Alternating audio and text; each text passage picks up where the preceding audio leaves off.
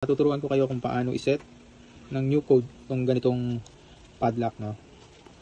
So pwede mo gamitin to sa motor mo. Pag gusto mo i-padlock ng helmet mo, yan. Pwede yan. Or kung ano mang bagay gusto niyo i-lock. Yan.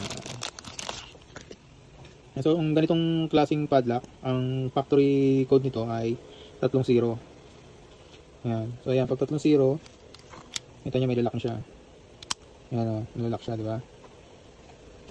Tapos pag tatanggalin nyo, ito lang ang kaliwang button. Tapos pag ibabalik mo yung kable, ayan, hindi naman lang yung kanan. So yun yung code nya. So hindi mo siya mailalak kapag nasa ibang number yan, tulad yan, hindi mo siya maitutulak. Ayun nya, di ba? So balik natin sa 0.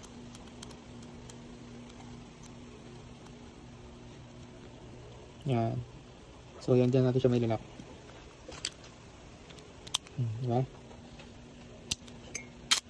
So ngayon tuturo ko sa inyo kung paano magpalit ng code. So ang una nyo lang kailangan gawin ay ilagay nyo siya dyan sa 0, yung sa code nya, sa factory setting nya.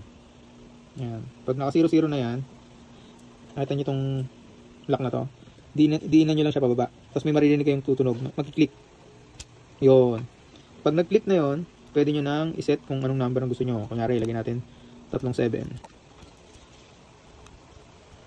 Yan, nasa 37 na siya, di ba? So, ang gagawin nyo ngayon ay hilahin nyo na ngayon ito pataas. Pabalik yan, tumunog ulit siya, di ba? Yan. So, testing natin.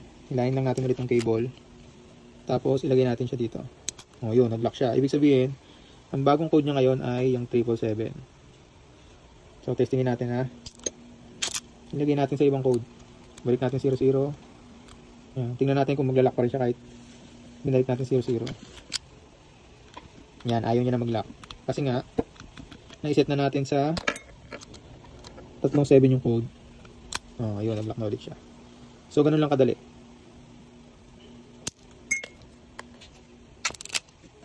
Alright.